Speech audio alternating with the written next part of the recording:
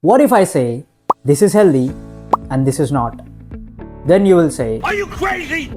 and I will say, that's the truth. But the real question is, how can you identify which one is healthy and which one is not? For that, you don't need to do a lab test. All you need to know is one number: Glycemic Index. Well, let's understand what is GI. GI is a Glycemic Index, which is a ranking of the carbohydrate foods based on how much blood sugar is raised after you eat them. Next question comes is, what is the meaning of a low GI versus high GI food? The foods based on GI are typically categorized into three categories.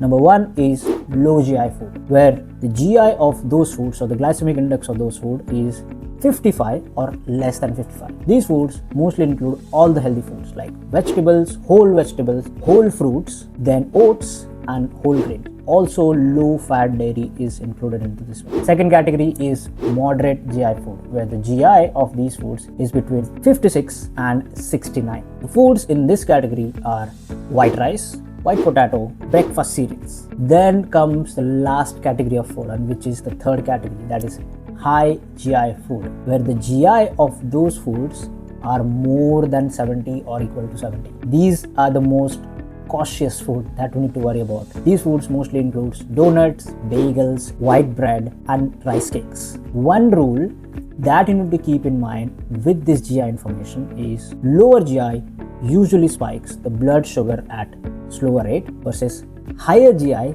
spikes it at faster rate. So here is my 3-step system to use this number efficiently. Step number 1, base your meal based on the low GI food. So always include low GI food into your meal, like oats, whole grains, whole fruits and vegetables. Step number 2, be cautious about the quantity of high GI food. So it's not that I don't eat high GI foods like donuts, bagels, white rice, white pasta and all. It's just that I try to keep the quantity of high GI food less than the low GI food. And step number 3, combine them smartly. Always try to combine high GI food with low GI food, which includes high protein like eggs or protein shake or paneer, or with nuts and seeds, because that controls the blood sugar spike.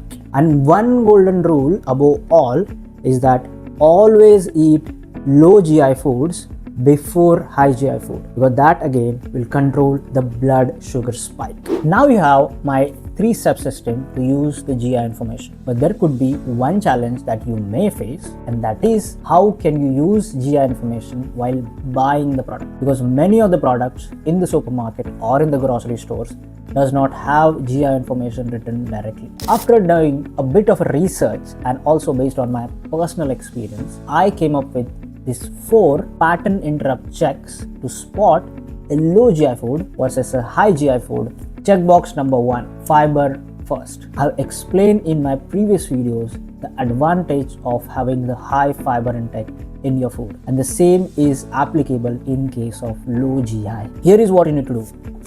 When you pick up any product and check the label of that product, check the fiber content in it. As per the research, there is a negative correlation between fiber intake or fiber content and GI, which means that higher the fiber content, lower the GI value of that food. Now, this is just one benefit of having a high dietary fiber in your food.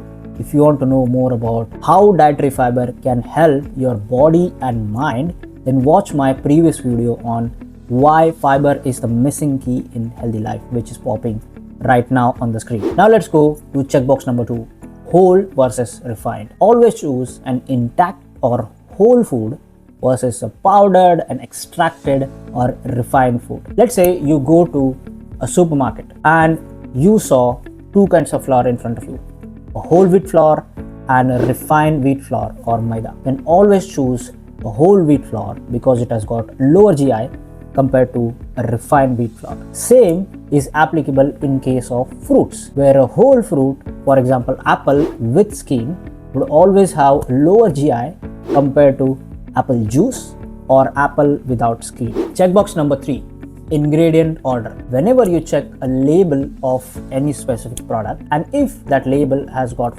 first few ingredients as the whole food, then that product would have low GI. Let's say you take a packet of oats in your hands and the first ingredient written on it is whole wheat, then that oats packet or product would have low GI. Versus if the first few ingredients are like wheat flour or corn syrup or sugar, then that would have higher GI. Usually companies mentioned higher quantity ingredients as the first few ingredients in the list. And there is one small little detail that you need to keep in your mind is the added sugar content on that product label should be less than 5 grams per serving. The last and the fourth checkbox is GI symbol or logos. Always look out for certified GI logos on the food packaging. This is not so common practice followed by the companies, but if you are living in Europe or Australia, then you may find these logos on the food that you're buying or the product that you're buying. And if you want to improve your knowledge about the glycemic index, then I would recommend you going to glycemiclist.com to find out the glycemic index of daily consumed products. If you're buying any food which marks any of the check boxes that I just mentioned, then you can happily put that into your shopping basket. They will improve your energy, body composition, and will also give you a mental satisfaction of eating healthy food. But with that, another important rule that I would like to mention here. Use glycemic index to choose smarter carbs, but use glycemic load and meal composition to make the decision real. With that rule, another question arises.